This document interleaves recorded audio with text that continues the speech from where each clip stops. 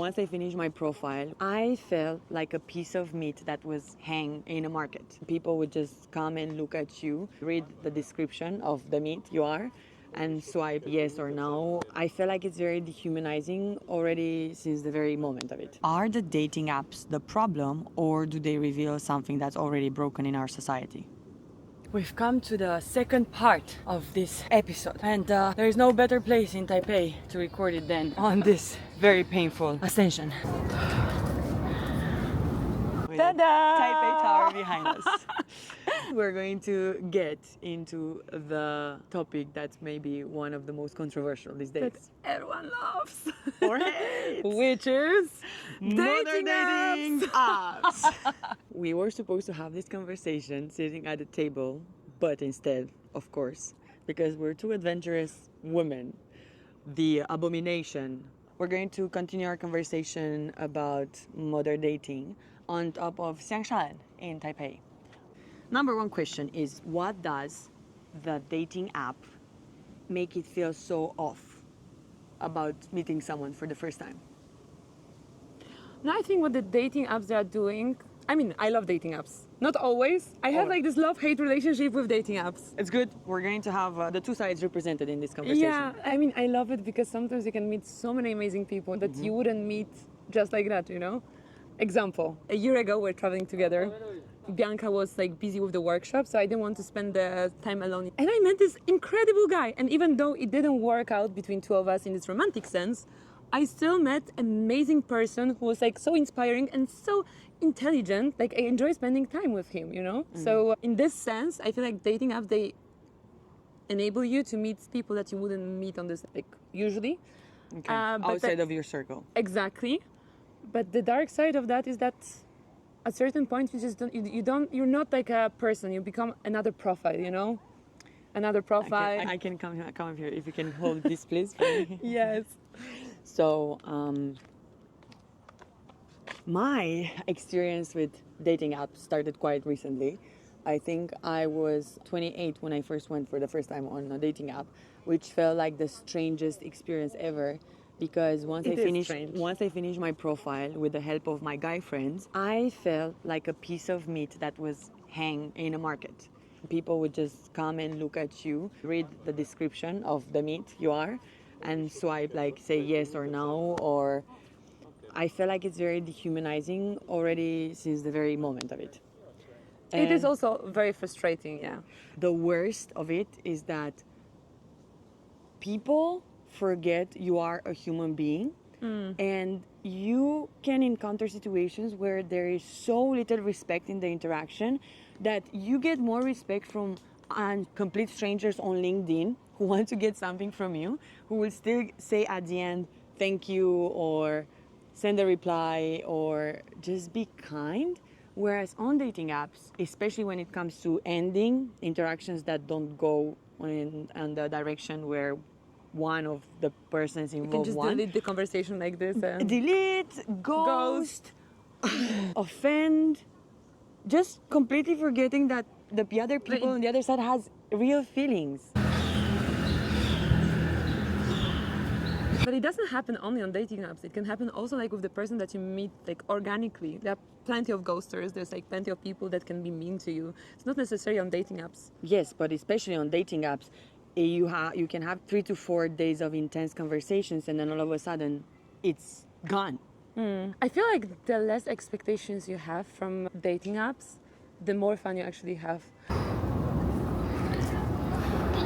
The second question is, have you ever matched with someone who looked good on the app, but then everything fell off when you two met? And what does this tell us? Basically, I feel like the biggest problem with the apps is that it's just a marketing profile. And you pick all those good sides of you. You're trying to present yourself as this ideal person, but you still remain a two-dimensional character. Then when you meet in person, the real dimensions that matters in human interaction come into play, like voice, small gestures, random jokes, tone of voice. And then all of these things can be such huge turn-ons or turn-offs. One of my biggest realizations is that some people in real life, I would never give a chance if I saw them on the dating app, but they're so charismatic due to other things that you cannot capture on a dating app. Whereas on dating apps, these perfectly looking people, they all of a sudden seem so empty when they come to sit in front of you to have a conversation. Or you cannot connect. What about you?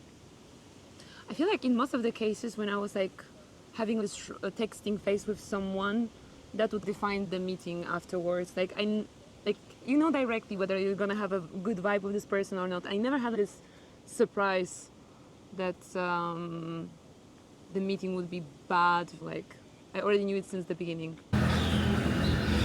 One advice that they give online is that sometimes you should try to date people who are not immediately your type. Have you ever tried doing that? Of course. Yeah. So many How did times. that go?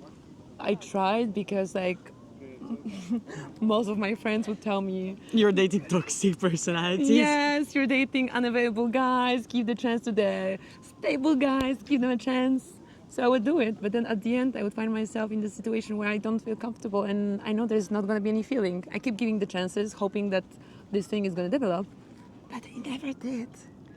Another thing that goes wrong with dating apps is that most of the times the people you meet, they're so outside of your social network that it's much harder to build that real connection and intimacy. But also at the same time, it's easier to treat them with no respect because you think that there are no consequences.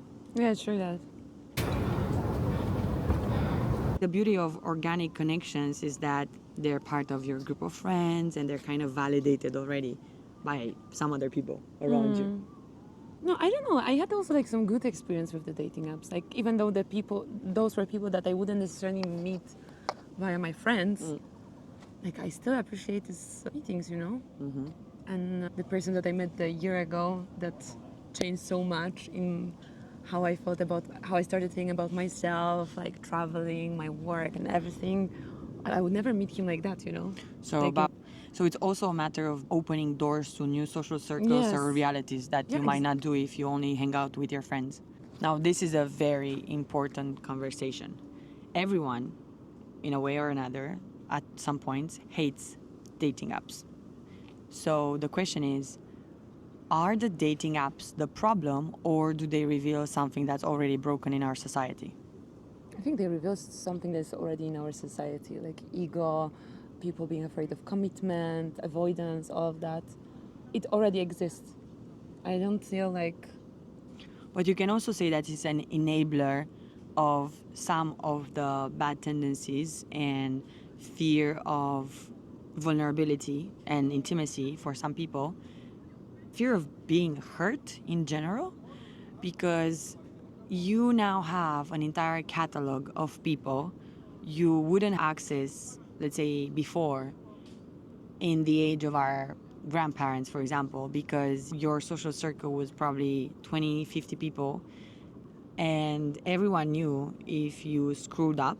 Whereas now, your behavior and the negative consequences of it might stay invisible and you can keep on going and be good only in appearance and hurt people and then move on because of all the options and all the idea of just switching another profile. So you feel like the dating apps, they empower kind of these tendencies and the behaviors? Yes, it empowers a sort of attitude that's running away from the hard work of rebuilding a relationship in general. Even in friendship, you cannot just say, you hurt my feelings, I would never want to see you on the first mistake, right? Like sometimes you disrespect each other, sometimes you're saying things that hurt each other, but somehow you find ways to repair that relationship. And I don't think that happens at all in dating apps. Yeah, but that's again a matter of feeling with the friendships. Like you stay with this person and you want to put an effort because there's a feeling you have about this person, right? Okay. Same with the people on the dating apps. But that's also because of the value. Are we putting value on people just because of some transitory feeling? Or because we give them value in our life? I think it's the second one, no? That we give them value. I just think we're dismissing too fast people with dating apps. So do you think there should be like a deadline that you give to a person and test and see like how it evolves? Maybe we should have... What's the reasonable number of dates? No. Like dates, I think maybe, or dates or just red lines. I would give myself like 3 red lines that have been crossed and also that have been addressed. Like I'm going to tell you, number 1, this is not working. Number 2, this is not working. Number 3, this is not working, and it's the last time I'm telling you this is not working. Most of the time I know it already after the first date. We go back to activated trauma and toxic patterns. Oh my god. Wait, I just have Yeah. a question. Yeah, you have to. Because earlier we said we've stayed in relationships that made us unhappy many times for extended periods. What is different in staying those long relationships versus trying at new dates? Now we don't want to waste our time and energy. I don't know.